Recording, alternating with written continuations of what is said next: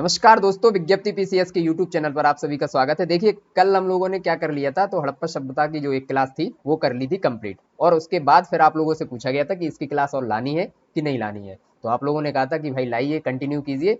तो अब आपकी डिमांड पे ये क्लास चलेगी। जहां पर आपके कमेंट्स और लाइक रुकेंगे वहीं ये क्लास रोक दी जाएगी, ठीक है। अब देखिए, ऐसा नहीं है कि इस क्लास से आपको फायदा नहीं होगा।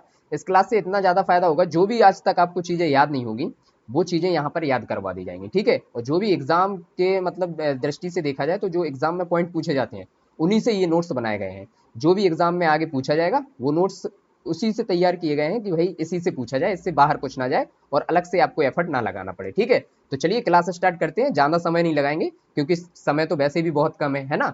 चलिए अब स्टार्ट करते हैं इतिहास। आज देखते हैं पहला मतलब एकदम स्टार्टिंग से, क्योंकि उस दिन सीधी हम लोगों ने हड़प्पा सभ्यता देख ली थी, ठीक है। स्टार्टिंग से कैसे क्वेश्चन आते हैं इस पार्ट को भी छोड़ नहीं सकते, क्योंकि इससे 3 से 4 क्वेश्चन यहीं से बन जाएंगे, है ना।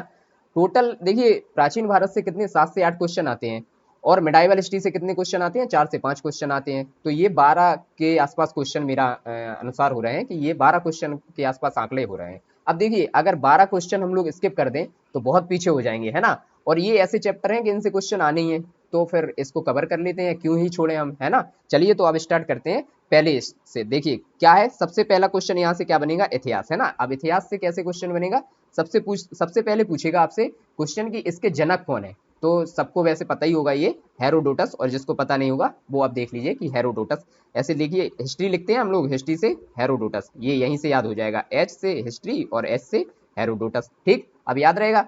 अब देखते हैं तो हिस्ट्री को कितने पार्टों में यहाँ पर डिवाइड किया गया समझने के लिए। तो सबसे पहले था प्राक इतिहास, है ना। प्राक ऐतिहासिक, फिर आद्य ऐतिहासिक और फिर ऐतिहासिक। तो प्राक ऐतिहासिक जो प्री हिस्टोरिक होता है उसमें क्या होता है, ना तो इसमें कोई लिपि मिली है और ना पढ़ी है ना। ये होता है प्राक ऐतिहासिक। और आद्य ऐतिहासिक में क्या होता है, प्रोटो जो हिस्टोरिक होता है उसमें होता है कि लिपि तो मिली है बट पढ़ी नहीं गई, है ना। जो हमने सभ्यता देखी थी हड़प्पा सभ्यताएं, वो यही थी। हड़प्पा सभ्यता में लिपि तो मिली है लेकिन पढ़ी नहीं गई, है ना। ये इधर से हो जाएगा। और ऐतिहासिक में क्या हो जाएगा, जैसे प्राचीन, मध्यकालीन और जो अपना आधुनिक भारत और वर्ल्ड हिस्ट्री जो इसके तहत आ जाता है, वो ऐतिहासिक घटनाएं हैं। और जो आज घटना हुई है और जो फिर कल देखी जाए मतलब पूर्व में, तो वो इतिहास ही बन जाता है। लेकिन जो ऐतिहासिक घटनाएं इसमें देखते हैं वो देखते हैं हम लोग जो हमारे यहाँ पर क्वेश्चन पूछे जाते हैं, ठीक है। वैसे तो आज जो हो गया वो कल इतिहास बन जाएगा, है ना। ये होता है इतिहास में। अब देख लेते हैं तो प्राक ऐतिहासिक से आपसे क्वेश्चन कैसे पूछा जाएगा कि कोई लिपि भी नहीं मिली और पढ़ी भी नहीं गई, है ना। ये था प्राक ऐतिहासिक, ना तो लिखा पढ़ा जाता था। तो इसके जो जनक पूछे जाएंगे आपसे, तो वो पूछे जाएंगे ब्रूस फूट, याद रखना। तो जो कौन थे, रॉबर्ट ब्रूस फूट। तो आरबीएफ के नाम से याद उनको रख लेना, ठीक है। रॉबर्ट ब्रूस फूट, ये क्वेश्चन आ चुका है तो मैंने यहाँ पे लिख लिया। अब आधे ऐतिहासिक की बात करें तो हमने हड़प्पा सभ्यता में देखा था, तो इससे कई क्वेश्चन बनते हैं। देखिए सबसे पहले कि जो हड़प्पा सभ्यता थी उसका नामकरण किसने किया था, तो जॉन मार्शल ने किया था, है ना। ये क्वेश्चन भी पूछा जा चुका है। फिर पूछते हैं दूसरा क्वेश्चन कि इसकी जानकारी किसने दी थी, तो जानकारी दी थी यहाँ पर चार्ल्स मैसन ने, है ना।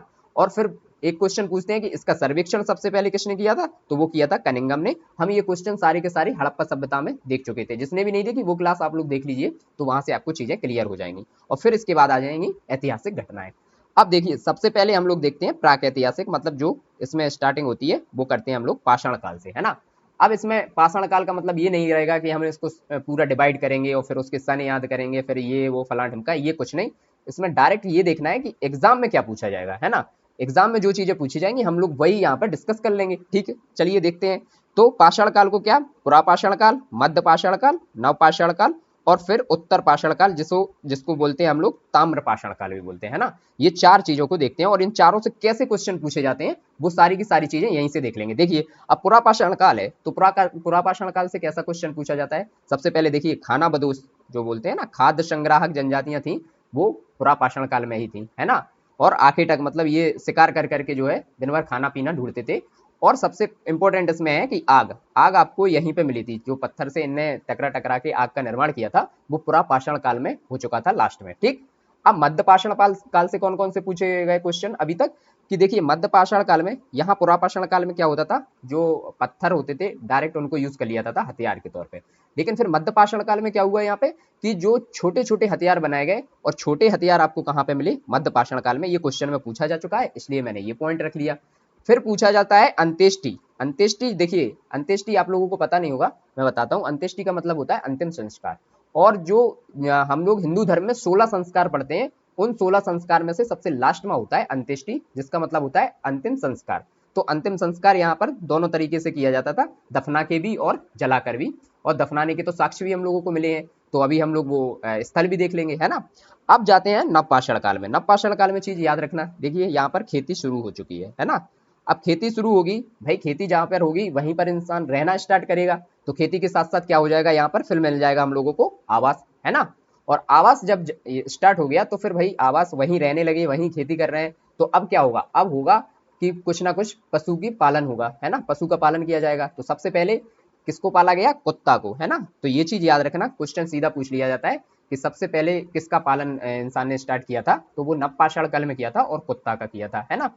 अब जब ये सब चीजें आ रही हैं तो अब खोज स्टार्ट होगी, तो पहिया पहिया जो है उसकी भी खोज यहाँ पर हुई है नवपाषाण काल में। और मनका, जो गेहूं रखने के जो बड़े बड़े कुठार टाइप के बनाए जाते थे उनको मनका बोलते थे, तो उनकी भी स्थापना यहीं पे होगी, ठीक है। ये चीजें आएंगी हमारी नवपाषाण काल से। तो अब देखते हैं उत्तर पाषाण काल। उत्तर पाषाण काल में क्या हुआ, तांबे की खोज हुई, इसलिए इसको ताम्रपाषाण काल कह देते हैं, है ना। यहाँ पर देखिए अभी तक लोहे की खोज नहीं हुई है, ये हम लोगों को उत्तर वैदिक काल में मिलेगा, तो लोहा यहाँ पर मत लगाना, मैंने पहले ही लोहा लिख के कट लगा दिया है ना। सिर्फ यहाँ पर तांबे की खोज हुई है, ठीक है। इतनी चीजें समझ में आई। क्या क्या देख लिया हमने पाषाण काल में, पाषाण काल में देख लिया पुरापाषाण काल, मध्य पाषाण काल, नवपाषाण काल और उत्तर पाषाण काल, ठीक है। फिर पुरापाषाण काल में क्या देख लिया था कि भाई खाना बदोश जो जातियां थी वो मिल रही थी, आखेटक और आग का यहाँ पर हम लोगों ने जो है याद रखा था, है ना। और मध्य पाषाण काल में छोटे हथियार और अंत्येष्टि की बात की है। और नवपाषाण काल में क्या बात की है, तो यहाँ पर खेती मिली, फिर उसके बाद वहीं पर रहना स्टार्ट किया तो आवास, फिर पशुपालन किया तो कुत्ता, और फिर पहिए का और मनके का आविष्कार हुआ। और उत्तर पाषाण काल में हम लोगों ने देख लिया ताम्रपाषाण काल में तांबा, ठीक है। इतनी चीजें हम लोगों को अभी याद हो गई, है ना। अब बढ़ते हैं वो चीजें देखते हैं जो कि एग्जाम में बहुत ज्यादा पूछी जाती हैं। और देखिए ये मैंने कुछ ट्रिक बनाई हुई हैं, ये ट्रिक के माध्यम से आज तक जो चीजें हम लोग बार बार भूल जाते थे, अब वो चीजें यहाँ से हम लोग नहीं भूलेंगे, बिल्कुल भी नहीं भूलेंगे। और क्वेश्चन यहीं से बनते हैं, है ना, यही सीधे सीधे पूछ लिए जाते हैं कि ये वाला स्थान किस लिए फेमस है ना, और मध्य पाषाण कालीन स्थान है कि नव पाषाण कालीन स्थान है ना। ये सब चीजें हमसे पूछ ले जाते हैं। ये तो ट्रिक के माध्यम से जितने भी क्वेश्चन अभी तक पूछे गए हैं पीवाईक्यू में, मैंने इन सब की ट्रिक बना दी है ना। तो ट्रिक के माध्यम से हम लोग देख लेते हैं। ट्रिक बहुत ज्यादा सरल है कि मतलब जैसे ही आप ट्रिक बनाओगे या क्वेश्चन भी देखोगे ना तो आपको ट्रिक याद आ जाएगी। देखिए जैसे सबसे पहली ट्रिक देखते हैं कि मेरी कृषि लहरा रही है। अब देखिए यहाँ पर कैसे याद रखेंगे, देखिए मेरी से क्या हो जाएगा, सीधा सीधा बन जाएगा मेहरगढ़, है ना। मेहरगढ़ जो पाकिस्तान में है, मेरी से बन जाएगा। अब लहरा लहरा रही है, तो लहरा रही से क्या हो जाएगा, लहुरा देव, जो कि हम लोगों को यूपी में स्थल मिलेगा, है ना। और ये दोनों किस लिए फेमस हैं, तो कृषि कृषि के लिए फेमस हैं। बताइए इसमें कोई दिक्कत हुई। अब अगर आपसे क्वेश्चन मतलब जो क्वेश्चन आया था फिर मैंने उसके बाद ही इसकी ट्रिक बनाई थी, तो क्वेश्चन पूछा गया था कि मेहरगढ़ और लहुरा देव में किस चीज के साक्ष्य मिले हैं, तो यहाँ पर मिले हैं कृषि के साक्ष्य। अब कृषि में भी किस चीज के मिले हैं, तो देखिए मेहरगढ़ में आपको मिलेगा जौ और गेहूं के, जो कि ये भी क्वेश्चन यहाँ से पूछ लिया जाता है कि सबसे पहली फसल कौन सी उगाई गई थी, तो वो जौ और गेहूं ही थी, है ना। और लहुरा देव में आपको मिलेंगे जो यूपी में है वहां पर चावल के साक्ष्य, है ना। अब ये चीज याद रहेगी कि नहीं रहेगी आपको, है ना। ये चीज जैसे ही आए तो आप ये ट्रिक बना लेना। अब सेकंड ट्रिक देखते हैं, है ना। पहली ट्रिक तो हमने देख ली, भाई सेकंड ट्रिक देखते हैं। सेकंड ट्रिक में क्या है, क्वेश्चन यहाँ पे पूछा गया था कि मध्य पाषाण कालीन स्थल बताइए जहां पर पशुपालन के साक्ष्य प्राप्त हुए हैं, है ना। ये क्वेश्चन पूछा गया था, तो फिर मैंने इस पर ट्रिक बनाई। ट्रिक क्या बनाई, बाग के मध्य में आदमी और पशु हैं। अब देखिए भाई ट्रिक से कैसे याद हो जाएगा, ट्रिक से देखिए बाग से बागौर, है ना, और आदमी से क्या हो जाएगा, आदमगढ़, जो कि एमपी में है ना। तो ये दोनों स्थल हो गए। अब बोल रहा है कि मध्य मध्य से हो जाएगा यहाँ पर मध्यकालीन स्थल, है ना। और पशु से हो जाएगा पशुपालन के साक्ष्य। बताइए याद हो गई कि नहीं हो गई। क्वेश्चन तो पूछा गया था वो मैंने आपको बता ही दिया है। क्वेश्चन पूछा था कि मध्य पाषाण कालीन ऐसा स्थल बताइए जहां पर पशुपालन के साक्ष्य मिले हैं, और फिर ये ऑप्शन दिए थे। तो फिर मैंने वहां पर ट्रिक बना दी कि बाग के मध्य में आदमी और पशु है ना। यहाँ से याद हो जाएगा। अब चलिए तीसरी ट्रिक देख लेते हैं। देखिए 7-8 ट्रिक में सारे जो है जितने भी पाषाण कालिक स्थल हम लोगों को प्राप्त हुए हैं सारे याद हो जाएंगे, और बार बार क्वेश्चन में यही पूछे जा रहे हैं और पूछे जाएंगे तो आपको ट्रिक आराम से याद आ जाएगी। देखिए अब तीसरी ट्रिक देखते हैं, गुजरात से मध्य में लौटें, है ना। गुजरात से मध्य में लौटें, तो एक स्थल है आपको जो कि पूछा गया था क्वेश्चन में कि मध्य पाषाण कालीन स्थल इनमें से निम्न में से कौन सा है ना। और वहां पर लोटेश्वर आ रहा था, तो लौटे से तो हो गया लोटेश्वर, और लोटेश्वर आपको कहां पर मिलेगा, तो गुजरात में। अभी देखिए जो कि अभी भाजपा का दबदबा हमेशा कहाँ चलता है, गुजरात में चलता है ना। तो अब भाजपा से कहा जा रहा है कि मध्य प्रदेश में लौटे, है ना। ये चीज हम लोगों को याद रखना है। तो ट्रिक बनी है गुजरात से मध्य में लौटे, तो लौटे से हो गया लोटेश्वर, और गुजरात से गुजरात में स्थित है, और मध्य में हो गया मध्य पाषाणकालीन स्थल। अब बताइए ये याद रहेगा आपको कि नहीं रहेगा, है ना। चलिए अब नेक्स्ट ट्रिक देख लेते हैं। नेक्स्ट क्वेश्चन पूछा गया था आपसे कि दमदमा जो है ना, दमदमा में आपको क्या मिला है। तो ये क्वेश्चन पूछा गया था यूपीपीसीएस में ही। तो फिर मैंने इसमें ट्रिक बनाई है कि कब्र में दम है ना, कब्र में दम है। तो कब्र में कैसे दम है, देखिए देखते हैं। दम से हो जाएगा दमदमा जो कि यूपी में स्थित है, और कब्र से क्या हो जाएगा, एक कब्र में 3 मानव कंकाल मिले हैं यहाँ पर। ये चीज हम लोगों को याद रखना है। तो सीधा सीधा क्वेश्चन अभी भी पूछ सकता है कि ऐसी जगह बताइए कि जहां पर एक ही कब्र में 3 मानव कंकाल मिले हैं, तो आपको लगा देना है दमदमा यूपी। ठीक है। अब ठीक है, नेक्स्ट क्वेश्चन आया हुआ था कि खोज जो एच डी सांकलिया हैं, इन्होंने कौन सा ताम्र पाषाणकालीन जो स्थल था वो खोजा था। ठीक है, तो देखिए इसको ट्रिक के माध्यम से देख लेते हैं। टीले पर सांकर, है ना। तो टीले मतलब नर्मदा टोली, है ना, जो कि ताम्र पाषाणकालीन स्थल था। और सांकर से हो जाएगा आपका खोजकर्ता कौन, एच डी सांकलिया। याद हो गया कि नहीं हो गया आपको, बताइए कितनी जल्दी याद हो जा रहा है ट्रिक के माध्यम से, बहुत ज्यादा सोचना नहीं है। अब देखिए कल्लू राख लाया, ये इससे मैंने क्या बनाया है, क्वेश्चन पूछा गया था जो राख का टीला प्राप्त हुआ है वो कहां पर प्राप्त हुआ है। तो राख का टीला कहां पर प्राप्त हुआ है, ट्रिक बनाई हम लोगों ने कि कल्लू राख लाया। तो कल्लू से क्या हो जाएगा, संगन कल्लू। अब देखिए ये ये कोई मत सोच लेना कि कोई कल्लू होगा तो उसको चढ़ाया जा रहा है, यहाँ पर ऐसा कोई भी वो नहीं है। क्वेश्चन समझाया जा रहा है और ट्रिक बनाई जा रही है ना। आप भी उस ट्रिक का आनंद उठाइए, है ना। तो कल्लू राख लाया, तो कल्लू से क्या हो जाएगा, संगन कल्लू। संगन कल्लू, अब संगन कल्लू कहां पर स्थित है, तो कर्नाटक में है। और राख लाया, तो राख का टीला, इससे याद कर लेना। बताइए ये भी याद हो गया कि नहीं हो गया। अब नेक्स्ट और देख लेते हैं, एक और क्वेश्चन जो पूछा गया था। देखिए नेक्स्ट ट्रिक है कि कल्लू कब कट गया, है ना, कल्लू कब कट गया। तो कल्लू से लगाइए आप कि संगन कल्लू, है ना। कल्लू से तो अब याद रखना है आपको संगन कल्लू जो कि कर्नाटक में स्थित है ना।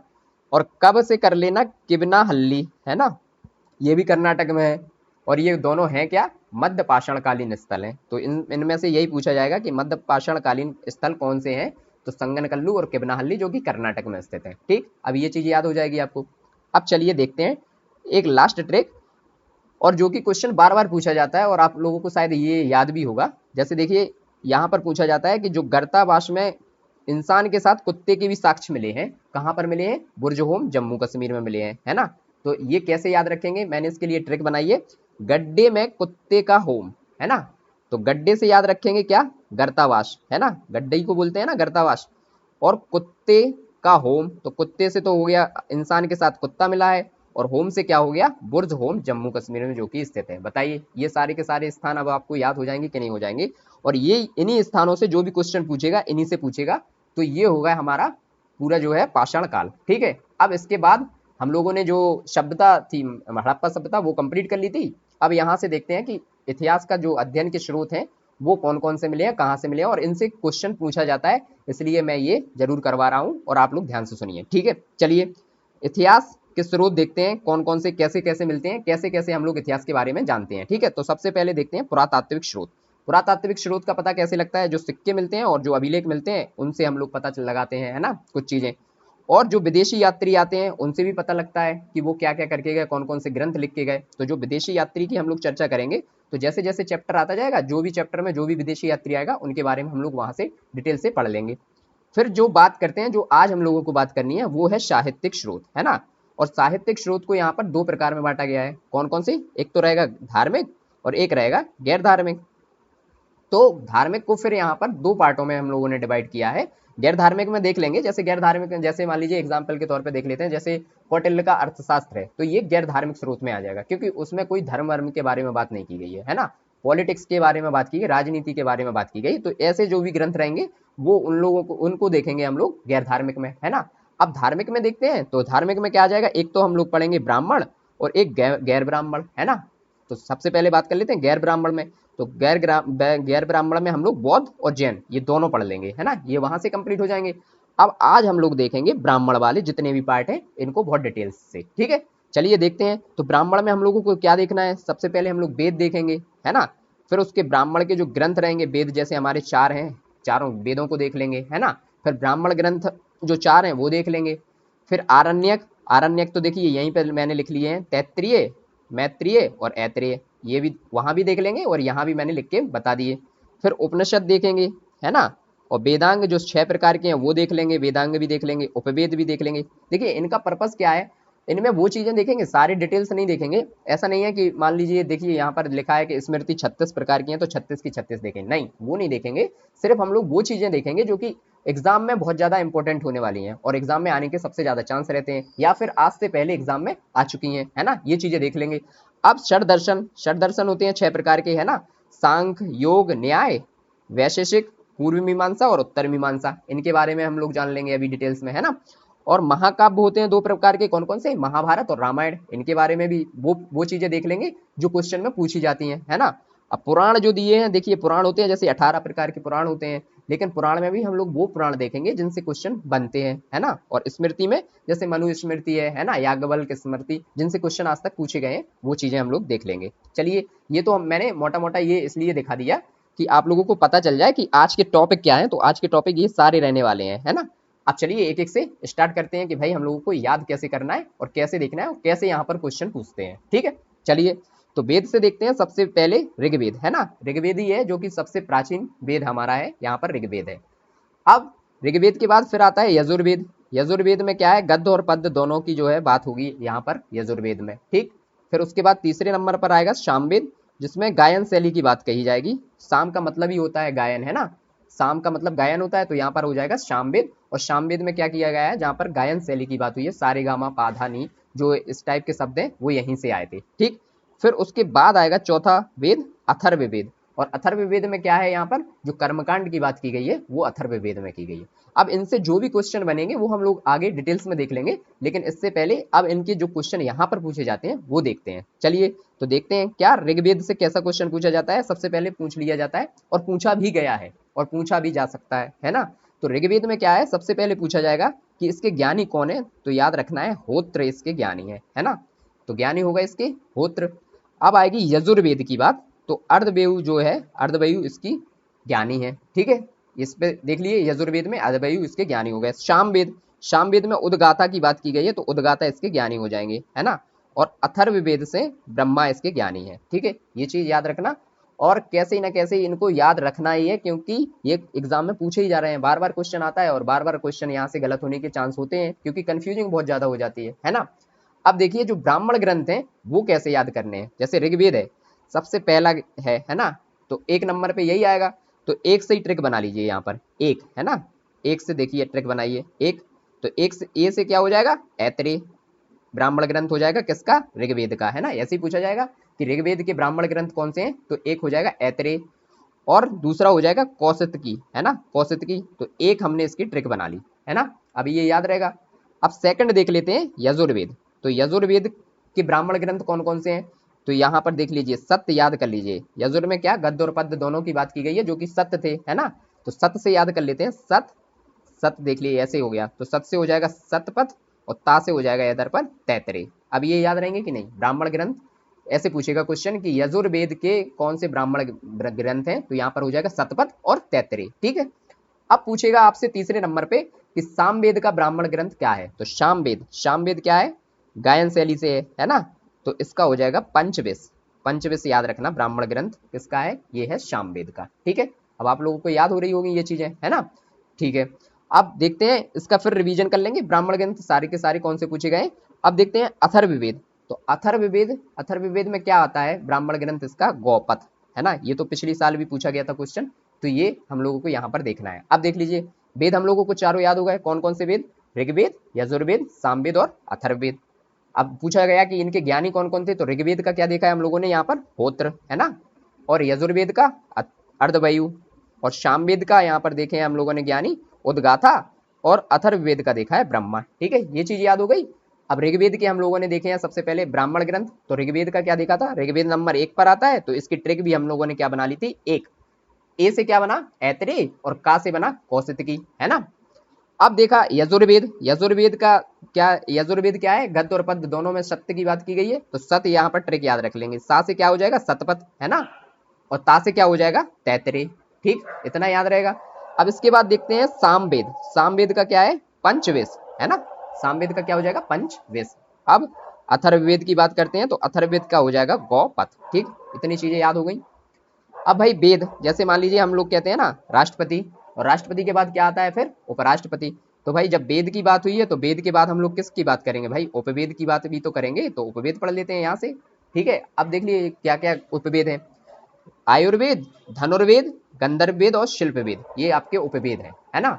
तो ऋग्वेद का हो जाएगा आयुर्वेद, और यजुर्वेद का हो जाएगा धनुर्वेद। यजुर्वेद अर्जुन से याद रख लीजिए, जैसे देखिए यहाँ पर अर्जुन लिख लेंगे, है ना। अर्जुन, अर्जुन क्या थे, धन की उनको जो मतलब जो धनुष विद्या थी बहुत अच्छे से जानते थे, तो यहाँ पर हो जाएंगे धनुर्वेद, है ना। तो ये हो जाएगा किसका, यजुर्वेद का। फिर सामवेद की बात आती है तो गंधर्ववेद उपवेद हो जाएगा सामवेद का, और अथर्ववेद का उपवेद हो जाएगा शिल्पवेद, है ना। ये चीज हम लोगों को याद हो जाएगी। कौन कौन से देखे हैं हम लोगों ने, 4 उपवेद देखे हैं, आयुर्वेद, धनुर्वेद, गंधर्ववेद और शिल्पवेद। ठीक है, ये चारों हम लोगों को याद भी हो गए। अब देखते हैं इनके ज्ञानी तो होंगे भाई, जब वेद के ज्ञानी हो सकते हैं तो उपवेद के भी ज्ञानी रहेंगे, बिल्कुल बिल्कुल रहेंगे। तो आयु, देखिए आयुर्वेद से याद रखिए प्रजा, देखिए आयुर्वेद, जैसे मान लीजिए जो आयुर्वेद की जरूरत होती है वो सारी प्रजा को याद होती है, तो इसके ज्ञानी ऐसे याद रख लीजिए, आयुर्वेद से क्या हो जाएंगे, प्रजापति, है ना। और फिर धनुर्वेद से विश्वामित्र हो जाएंगे इसके ज्ञानी, है ना। देखिए यहाँ से क्वेश्चन पूछे ही जाते हैं, ये लिस्ट आपके लिए बहुत इंपॉर्टेंट होने वाली है। ये क्वेश्चन अगर यहाँ से आ गया और इतनी ही लिस्ट आपने याद कर ली और वो क्वेश्चन आपने कर लिया बिना कंफ्यूजन के, तो मजा आ जाएगा उस दिन, है ना। चलिए गंधर्ववेद में देख लेते हैं, गंधर्ववेद के कौन थे, नारद। और ऐसे भी पूछ सकता है डायरेक्ट कि सामवेद से संबंधित कौन सा उपवेद, गंधर्ववेद, और गंधर्ववेद के कौन से हैं, नारद।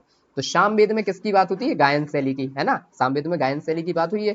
और नारद हमेशा आते थे क्या कहते जाते हैं, नारायण नारायण, मतलब कि सॉन्ग गाते हुए आ रहे हैं वो, है ना।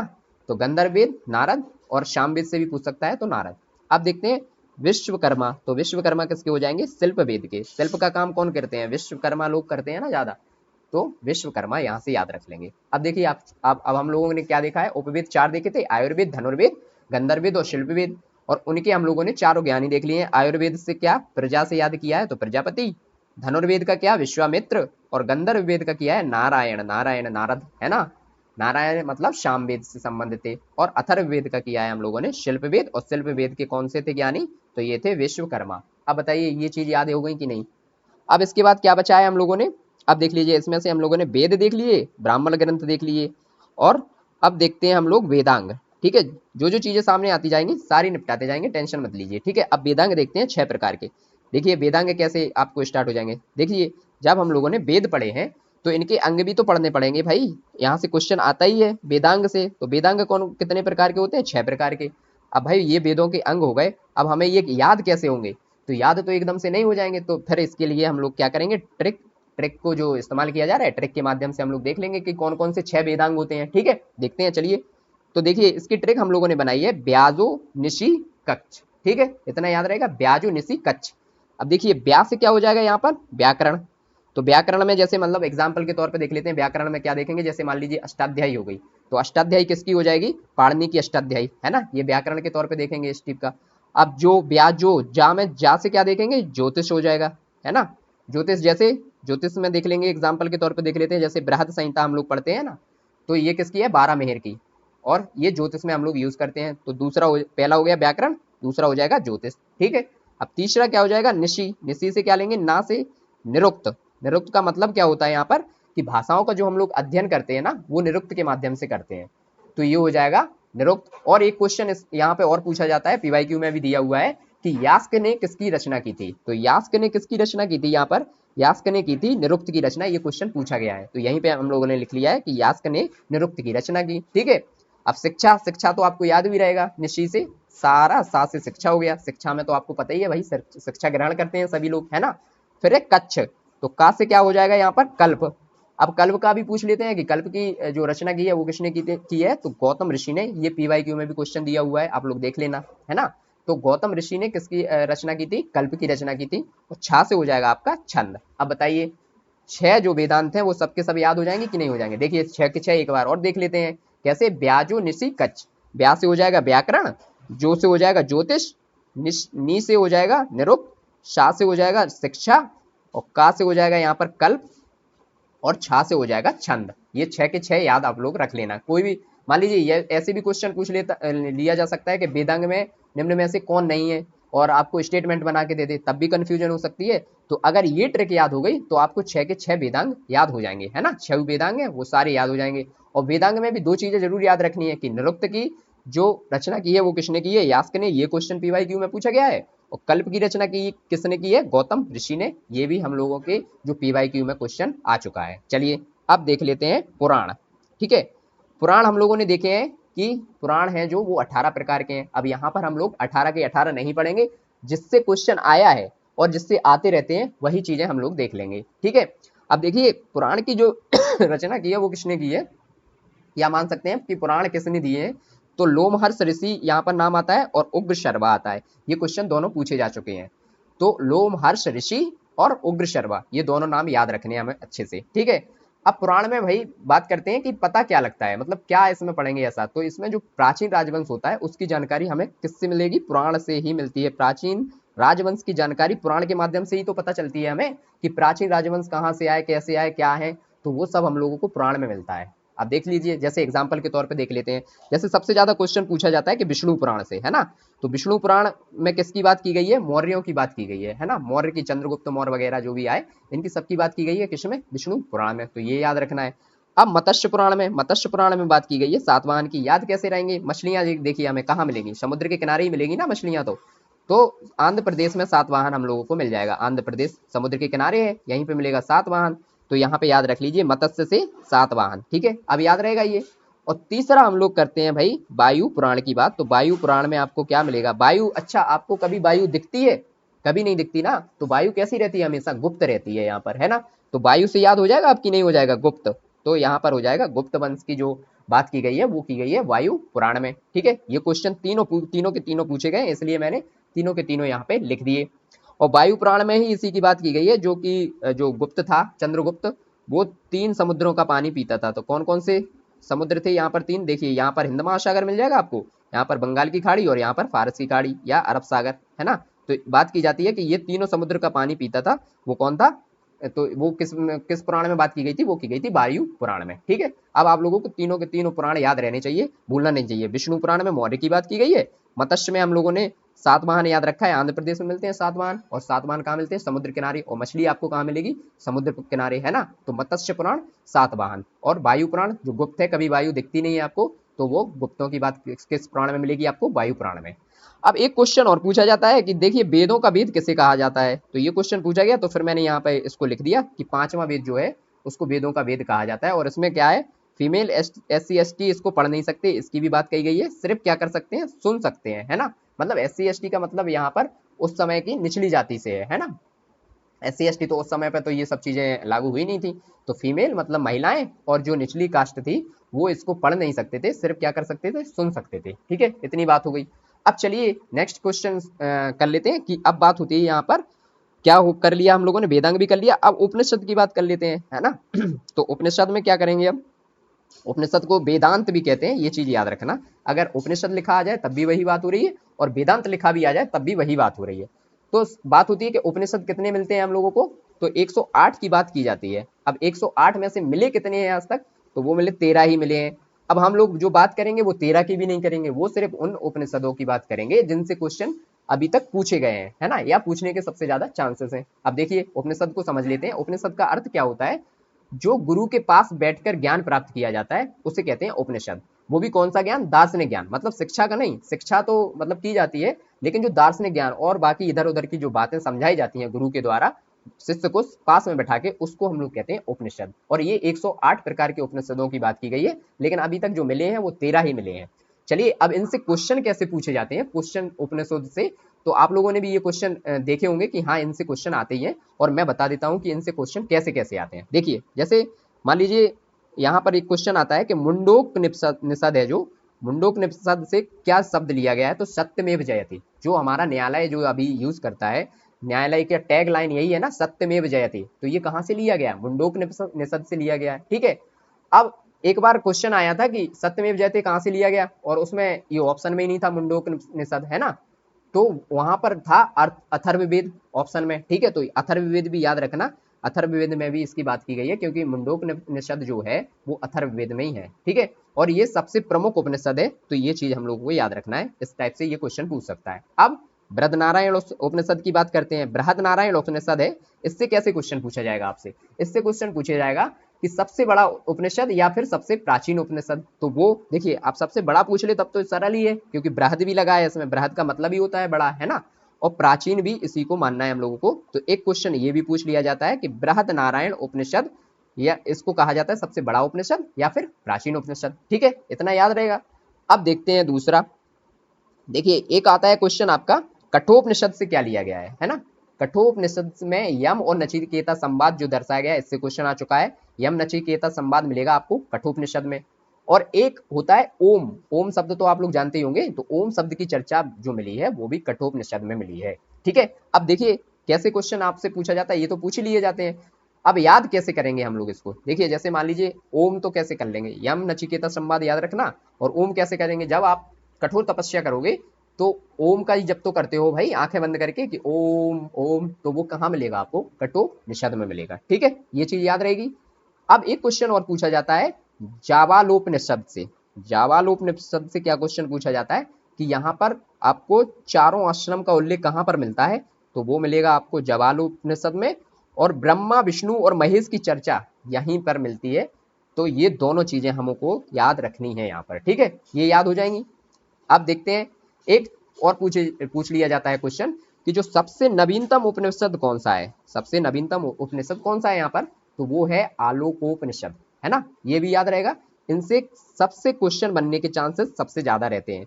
देख लीजिए, हमने बहुत ज्यादा नहीं देखे हैं, मुंडोपनिषद देखा है, फिर बृहदनारायण उपनिषद देख लिया था, सबसे बड़ा और प्राचीन, है ना, कठोपनिषद में देख लिया, यम नचिकेता संवाद, और ओम का चर्चा, क्योंकि भैया जब हम कठोर तप करते हैं तो ओम शब्द की तो चर्चा करते हैं, है ना। फिर जावालोपनिषद में देखा है चारों वर्णों का आश्रम, जो चारों आश्रम होते हैं, मतलब देखिए 0 से 5 वाली जो एज होती है आपकी, वो तो आप लोगों को कुछ करना नहीं होता है, आप लोगों का सभी को, है ना, 0 से 5 वाली एकदम फ्री वाली, है ना। 5 से 25 में आपका क्या हो जाता है? फिर यहाँ पर ब्रह्मचर्य जीवन स्टार्ट हो जाता है ना, 5 से 25 में। फिर उसके बाद गृहस्थ जीवन स्टार्ट हो जाता है 25 से 50 वाला। फिर उसके बाद आता है वानप्रस्थ, तो उसमें आता है 50 से 75 वाला। मतलब वानप्रस्थ में क्या कि आप ऋषि मुनियों के पास जाइए, वन में घूमने जाइए, ये सब। और 75 के बाद फिर क्या हो जाता है? सन्यासी जीवन, है ना। तो 75 के बाद तो अब तो लोग इतना जीते भी नहीं है, आज का जो एनवायरमेंट है उतना सपोर्ट भी नहीं कर रहा है। तो ये आपको याद करना है, चारों आश्रम की बात कहाँ पर की गई है? जावालोपनिषद में। ठीक है, इतनी चीजें याद रहेंगी। और सबसे नवीनतम यदि पूछ ले तो आलोकनिषद। अब चलिए, अब देख लेते हैं स्मृति। स्मृति, अब देखिए सबसे ऊपर चलते हैं थोड़ा सा कि हमने यहाँ पर क्या क्या कवर कर लिया है। देखिए, यहाँ पर वेद पढ़ लिए हम लोगों ने, ब्राह्मण ग्रंथ पढ़ लिया, है ना, उपनिषद कंप्लीट कर लिए, वेदांग कंप्लीट कर लिए, उपवेद भी कंप्लीट कर लिए। अब देख लेते हैं यहाँ पर पुराण भी कंप्लीट कर लिए। अब स्मृति देखते हैं, स्मृति और जो भी बची हुई चीजें हैं ये देख लेते हैं। चलिए तो देख लेते हैं। अब स्मृति देखिए कितने प्रकार की होती है? 36 प्रकार की होती हैं। अब 36 के 36 तो हम लोग देखेंगे नहीं, देखेंगे वो जो इंपॉर्टेंट है ना। तो सबसे पहले देख लेते हैं, मनुस्मृति की बात बहुत ज्यादा होती है, मनुस्मृति की बात होती है। सबसे पहला क्वेश्चन बनता है कि भैया पहली कानूनी पुस्तक कौन सी है? तो वो मनुस्मृति है, ये इस चीज को याद रखना है। अब दूसरी बात, ये सक्सेस क्यों हुई? मनुस्मृति की बात इतनी क्यों होती है? देखिए, सक्सेस इसलिए हुई क्योंकि इसमें उच्च जाति को वरीयता दी गई। तो अगर क्वेश्चन आ जाए कि उच्च जाति को वरीयता कौन सी स्मृति में दी गई है, तो मनुस्मृति में दी गई है। ठीक है, अब देखिए एक चीज और पूछी जाएगी आपसे कि महिलाओं और दलितों को कोई भी वरीयता नहीं दी गई, तो वो कौन से में नहीं दी गई? मनुस्मृति में। अब भाई उच्च वर्ग इससे खुश हो गया और उसने जो सबसे ज्यादा प्रेफर किया वो मनुस्मृति को किया, इसलिए ये सक्सेस भी हुई। और जो विवाह के 8 प्रकार होते हैं वो भी हमें इसी में मिलेंगे, मनुस्मृति में। ठीक है, दूसरी चीज एक और पूछ लिया जाता है कि इसमें ऋण की बात हुई है, मनुस्मृति में कौन कौन से ऋण? देव ऋण, ऋषि ऋण और पितृ ऋण। ये चीज हम लोगों को याद रखना है। तो देव ऋण में किस चीज की बात की गई है कि भैया देव ऋण आपका क्या कब खत्म हो जाएगा? जब आप लोग पूजा पाठ करा लोगे, यज्ञ वज्ञ करा लोगे, तो हो गया वो देव ऋण। ऋषि ऋण, ऋषि ऋण से मतलब जाकर आपने शिक्षा प्राप्त कर ली तो वो ऋषि ऋण हो गया। और पितृण मतलब आपने पुत्र की प्राप्ति अगर दे दी, पुत्र दे दिया या पुत्री दे दी, तो आप पितृण से भी मुक्त हो गए, है ना। मात्र ऋण की कोई बात नहीं की गई है यहाँ पे, ध्यान रखना, क्योंकि मात्र का ऋण कभी चुकाया नहीं जा सकता, ये उस समय भी माना जा सकता था। तो देव ऋण, ऋषि ऋण और पितृण की बात यहाँ पर की गई है। अब देखते हैं याज्ञवल्क्य स्मृति की बात की गई है। याज्ञवल्क्य स्मृति की जो है वो याज्ञवल्क्य ने इसकी रचना की थी, है ना। याज्ञवल्क्य, इसका नाम भी याद इन्हीं के नाम पर पड़ा था, याज्ञवल्क्य स्मृति। और इसमें कहाँ की बात की गई है? तो जुआ का प्रश्न इससे बना था कि जुआ की बात कौन सी स्मृति में की गई है, तो वो याज्ञवल्क्य स्मृति में की गई है। और अगर इससे क्वेश्चन आएगा तो अब आप आसानी से इसको कर लोगे, है ना। और फिर एक और है नारद स्मृति, इसकी भी इसमें बात हुई है, तो ये हम लोगों ने देख लिया। अब करते हैं भैया महाकाव्य की बात। महाकाव्य से कैसे क्वेश्चन पूछे जाते हैं, यही पॉइंट लिखे हैं। महाकाव्य तो सबको पता है कि दो होते हैं, क्योंकि रामायण और महाभारत। इनसे क्वेश्चन क्या क्या पूछते हैं ये चीज हम लोगों को देखनी है, क्योंकि हमें रामायण और महाभारत यहाँ पर पूरे नहीं पढ़ने हैं। अगर पूरे पढ़ने बैठ जाओगे तो प्री से पहले पढ़ नहीं पाओगे, है ना। चलिए, तो महाभारत और रामायण से क्वेश्चन क्या बनते हैं हमारे प्री के लिए, वो हम लोग देख लेते हैं। सबसे पहले क्वेश्चन बनेगा रामायण से कि सबसे बड़ा काव्य है ये, और महाभारत क्या है, सबसे बड़ा महाकाव्य है। तो ठीक है, ये दो क्वेश्चन हमारे तैयार हो गए। सबसे बड़ा काव्य क्या रहेगा, रामायण, और सबसे बड़ा महाकाव्य क्या रहेगा, तो महाभारत। ठीक है, अब देख लेते हैं कि रचना किसने की है। तो देखिए, रचना की बात की जाए तो रामायण की रचना किसने की है, यहाँ पर वाल्मीकि ने, सबको पता है ना। और महाभारत की रचना कहाँ किसने की है, तो वेद व्यास जी ने इसकी रचना की है। ठीक है, अब बात आती है कि भैया कितने खंडों में रामायण को बांटा गया है। तो खंड मतलब कांड, रामायण जिसने पढ़ी होगी उसको थोड़ा बहुत ज्ञान होगा। कांड तो 7 कांडों में बांटा गया है, और सबसे इंपॉर्टेंट कांड जो है वो सुंदर कांड होता है यहाँ पर, है ना। तो जहां पर भी अगर रामायण कोई करवाता है तब ठीक है, नहीं करवाता है तो सुंदर कांड के माध्यम से वो अपना पुण्य को प्राप्त कर लेता है ना। ये चीजों की बात की गई है। अब यहाँ पर देखते हैं कि भाई पर्व, इसमें कितने पर्व है महाभारत में, तो 18 पर्व है। पर्व का मतलब चैप्टर, है ना। और सबसे इंपॉर्टेंट चैप्टर कौन सा है, तो भीष्म पर्व याद रखना, अगर कहीं पूछ ले तो भीष्म पर्व की बात की गई। ठीक, अब क्या बात करते हैं कि महाभारत का जो प्रारंभ में नाम था ना, वो पहले था जय संहिता, बाद में महाभारत हुआ। ठीक, ये भी एक यहाँ से इंपॉर्टेंट क्वेश्चन बन सकता है। अब एक क्वेश्चन अभी के लेटेस्ट व्यू से बनता है, वो बनता है कि भैया फारसी में इन दोनों का अनुवाद करवाया था किसने, वो करवाया था अकबर के टाइम पे हुआ था फारसी का अनुवाद, है ना। फारसी में अनुवाद हुआ दोनों महाकाव्यों का।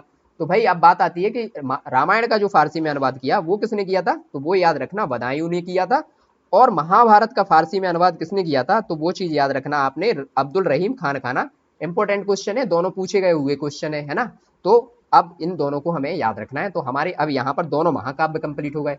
अब देख लेते हैं कि देखिए जो 4 वेद हम लोगों ने पढ़े थे, यहाँ पे हमारी सारी चीजें कंप्लीट हो गई हैं। अब ये देखना है हम लोगों को कि जो 4 वेद इससे पहले हम लोगों ने पढ़े हैं ना, 4 वेदों से क्वेश्चन कैसे पूछे जाएंगे, तो वो क्वेश्चन हम लोग देख लेते हैं।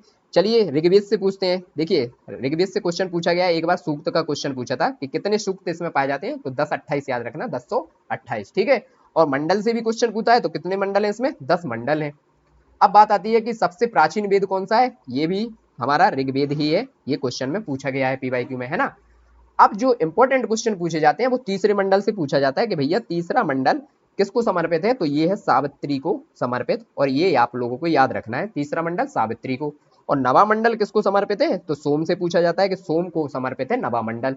और एक क्वेश्चन आपका पूछा गया था पीवाईक्यू में, जो कि मैंने वहां लिख लिया है कि 10वें मंडल में पुरुष सूक्त में कितने वर्णों का उल्लेख मिलता है, तो वो मिलता है 4 वर्णों का उल्लेख, है ना।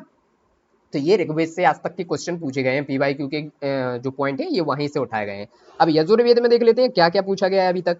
तो भैया यजुर्वेद में पूछा जाता है, मतलब पूछा गया था कि यजुर्वेद से कौन से निषद यहाँ पर उपनिषद जो है वो संबंधित हैं, तो कठोपनिषद है एक, और एक है ईशोपनिषद। ये दोनों याद रखना, ये दोनों यजुर्वेद में है ना। और अंतिम अध्याय में इसकी में बात की गई है ईशावाक्य उपनिषद की, जिसमें आध्यात्मिक चिंतन की बात की गई है यहाँ पर, है ना। कौन से में, यजुर्वेद में।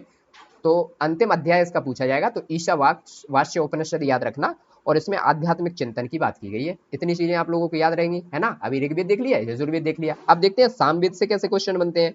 तो सामवेद से क्वेश्चन बने थे, सबसे पहले तो देखिए ये याद रखना है हम लोगों को कि ये जो है था गायन शैली से संबंधित था। तो सारे गामा जो शब्द आता है ना, सारे गामा पा धा नी, है ना, इनकी उत्पत्ति कहाँ से की गई, तो ये तो अब आप लोगों को याद ही हो जाएगा, क्योंकि पता है कि सामवेद गायन शैली से संबंधित है ना। और एक और पूछा जाता है, इसमें इंपॉर्टेंट पॉइंट है कि सूर्य स्तुति के मंत्र कहाँ पर मिलेंगे, तो वो भी आपको मिलेंगे सामवेद में। ये दोनों क्वेश्चन पूछे गए हैं, है ना। अब अथर्ववेद से कैसे क्वेश्चन पूछे जाते हैं ये देख लेते हैं। देखिए अथर्ववेद से क्वेश्चन पूछे जाते हैं कि सभा और समति प्रजापति की 2 पुत्रियां थी, कौन से वेद में ये बात कही गई है, तो ये कही गई है अथर्ववेद में, है ना। और मुंडोक निषद जो है वो किससे संबंधित है, ये भी अथर्ववेद से है, हम लोगों ने ऊपर ही इसकी चर्चा कर ली थी। तो ये हमारा था आज का पाषाण काल के बाद, और जो ऐतिहासिक स्रोत हैं वो हमने सारे कंप्लीट कर लिए। अब देखिए ऊपर जाके देख लेते हैं हम लोगों ने क्या क्या देख लिया है। देखिए सारा देख लिया है, वेद देख लिए हैं, ब्राह्मण ग्रंथ भी देख लिए हैं, उपनिषद भी देख लिए हैं, वेदांग भी देख लिए हैं, उपवेद देख लिए हैं, षड दर्शन भी देख लिए हैं, है ना, और आरण्यक भी देख लिए हैं। और उसके बाद महाकाव्य देख लिए हैं, 2 महाकाव्य जो रामायण और महाभारत थे वो देख लिए, पुराण भी कंप्लीट कर लिया, है ना। और स्मृति भी देख लिए। तो सारी चीजें यहाँ पर कंप्लीट हो चुकी हैं। अब हम लोग कल की क्लास क्या करेंगे, उसमें देख लेंगे वैदिक काल, और वैदिक में ऋग्वैदिक और उत्तर वैदिक दोनों को कंप्लीट कर लेंगे कल ही। और उसके बाद हमारी फिर क्लास आएगी बौद्ध और जैन को लेकर, उसके बाद आएगी मौर्य मौर्योत्तर को लेकर एक क्लास, और एक क्लास आएगी गुप्त गुप्तोत्तर को। तो ये हमारा प्राचीन इतिहास 4 क्लासों में इसके बाद और वो समाप्त हो जाएगा। फिर 3 क्लासें आएंगी हमारी इसके बाद, जो है 3 से 4 क्लासेस आएंगी, वो आएंगी मेडाइवल हिस्ट्री पे, तो वो भी आपकी कंप्लीट करा दी जाएगी टाइम के रहते हुए। ठीक है, तो चलिए अब इस क्लास को यहीं पर समाप्त करते हैं। धन्यवाद दोस्तों।